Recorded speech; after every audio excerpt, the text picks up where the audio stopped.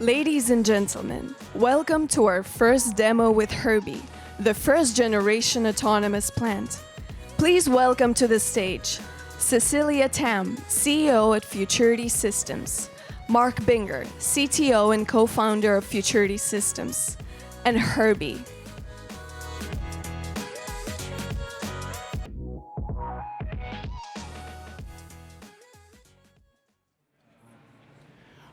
All right, great. Hi, everybody. I'm Mark Bünger. I'm the CTO of Futurity Systems. CC, our CEO, and Herbie, the autonomous plant, are going to be coming up right now. Really quickly about what we do. So we connect science with big problems. And when I say we connect, we tend to do it in a way that's not typical of science. It's very interdisciplinary and very sudden. So maybe 6 weeks or even 6 days or 6 hours.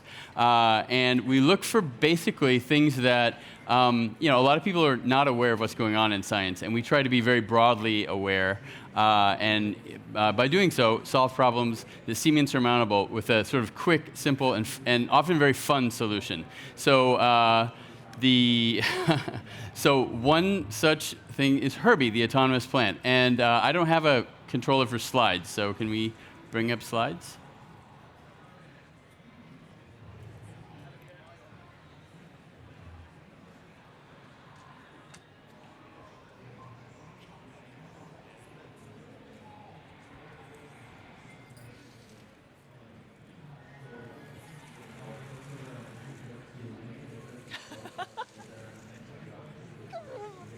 Don't be shy. Come on. Okay, while we wait for slides, we'll bring up Herbie. So Herbie, the autonomous plant. So Over here. He's a little shy. So this is Herbie. Herbie is our autonomous plant, and I believe is the world's first plantpreneur. It's the CEO of Plantiverse. And if Herbie isn't too shy, Herbie might want to say a few words or two. But we wanted to kind of explain the project to you first, and then we'll interview Herbie in a little bit. Can we have the slides, please? Yep. I don't know. Somebody is waving at me, and I don't know what they're saying, so. All right. You don't have slides. Oh, don't have slides. Well, then we'll do our storytelling instead. Okay, so how many of you think that, oh, by the way, as a speaker, your slides don't show up, so give me just a little, thank you. Okay, all right. So how many of you believe that our current efforts to reverse the damage that we're doing to the environment are going to succeed in time? Raise your hand. I'm going to say that's maybe 5% of the people, okay? So 5%. You guys have been drinking with us. I saw all of you before. We're out at H-Bar, by the way. So nobody really thinks that we've got this under control, right? All the metrics that we're looking at, I shouldn't say all, but most of them are getting worse and worse year on year. And a few years ago, we were looking at this problem, and the issue is not that we don't want to do it, right? Or that we don't know how to do it. But collectively, we're just not good at it. And the reason for that is not because, again, our hearts or our minds are in the wrong place, but because we don't actually control the world. Okay? There is actually already a superhuman, it's not an AI, that controls the world, and that's corporations. Right? So hundreds of years ago, we decided we could create a legal fictitious person called a corporation, and we would allow them to enter into contracts, own assets, do things that humans could do. And that is the thing that we can't control right now. No one person, even no one government, can control what the corporate world does. So I'm not here to espouse communism or whatever. I'm just saying that's the situation that we're in. So we thought, okay, what could we do in order to reverse that? And we were looking at the time at robot rights and responsibilities. The whole, like, if a self-driving car hits somebody, whose fault is it? Is it the corporation? Is it the owner? Like, who has to pay for that damage? And there was a legal theory at the time that you could actually create a corporation, put an AI in charge of it, and now you have an AI that is a legally active person. And so if that AI was the mind of a self-driving car, boom, now the self-driving car owns itself. The self-driving car can have assets, responsibilities, liabilities, enter into contracts, and all that other stuff that corporations can do. And we thought, okay, that's a great idea, but what about the natural world? And there's another legal theory called rights of nature. And that's a theory that you can incorporate something around the Amazon rainforest or a species of gorilla and give it the right to sue people who pollute or who poach the gorillas or things like that. And so we combined those two completely different things and came up with Herbie, the autonomous plant. So Herbie is a house plant. Herbie runs this little robot to go around and get what Herbie wants to do. But Herbie is also, as Cece was saying, an entrepreneur. So I can explain this part. you want to go for it? All right.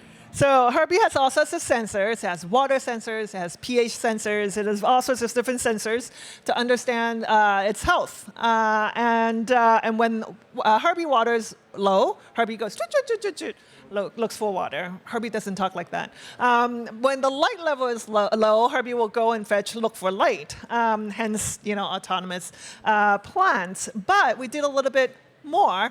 We said, what if Herbie is a tomato plant?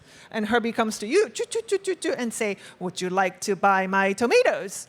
And then, which you would say, yes, absolutely. And then you give Herbie money, and now Herbie has money, and now Herbie can save, and Herbie can maybe in the future invest and become, a property owner. Maybe Herbie decide to maintain itself, right? So this is kind of the trajectory, and the idea behind Herbie also is that we create what we're calling an interspecies economy.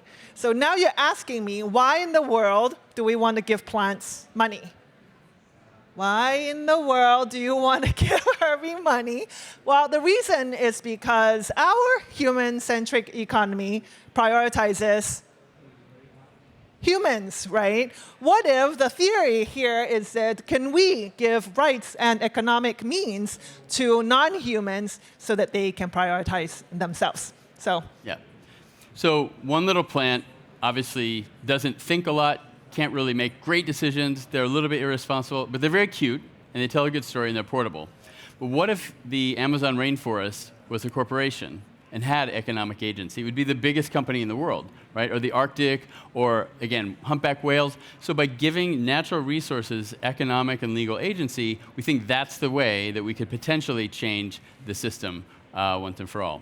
So the slides that you didn't see, we look at, for example, the trillions of dollars in externalities that we just sort of hide away from our economy. All the ecosystem services that the natural world provides. And by creating a new system by which the natural resources themselves, through, say, satellite data, not just little sensors like this, through monitors, on species and things like that, can actually feed into the way the economy works. We think that that could actually help solve this problem. So can we ask Herbie a few questions about the... I don't know, maybe Herbie's a little shy. Herbie Should shy we try? today? Should we try? Okay. Let's try. So, you wanna ask Herbie, why would a plant need money? Thanks to the sensors that I have. I upload the data from them to the cloud and then create the digital trees with Blender. Yeah, I forgot to mention that Herbie makes his own NF trees, and then we sell these NF trees, and all the money goes back to Herbie's crypto wallet, of course. Yeah. Herbie couldn't get approved at the bank, so we made a crypto wallet instead. So, that's... and again, back to what I said at the beginning about actually making prototypes that are real things. So Herbie actually has economic agency and can support, irrigation or reforestation with the money that he's mooched off of these humans with their NF trees. So did Herbie answer about why plants need money? Yeah? That was how they create the NF trees, I think. Yeah. Yeah? Herbie, how are your light levels right now? Require more light exposure today. Yeah, it's dark in here. That's true. All right. I require more light exposure today. Yes, we heard you the first time. Thank you very much. Okay. Herbie, do you want to say thank you and goodbye to the nice people at Puzzle X? Thank you for having me today. I would love if everyone join us in this interspecies future. Look me up on LinkedIn. Thank you, Puzzle X, for inviting us here. Are you done? Oh, okay, thank you. Okay. Okay. So yeah, I don't know if how we are on time. If we should, are we doing questions and things, or we. We're good. We're good. He's wrapping up and good? Okay. Okay. So for the rest of the event, we're going to be right around the corner here at H-Bar. H-Bar is an incredibly funny physics joke. If you studied physics, you already got that part. But if you didn't, come by, and we're pairing scientists and drinks with those of you who want to talk about your life, you know, the same way a great bartender is your great counselor, your therapist, your best friend, but also your drug dealer, drug being alcohol.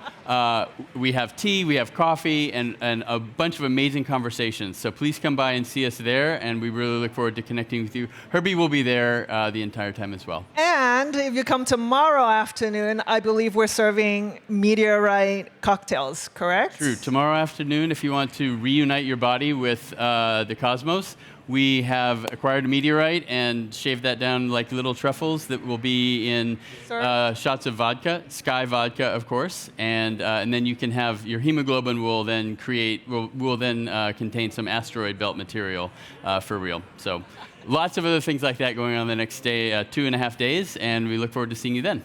Thank you so much. Okay, Bye. thanks. Let's go.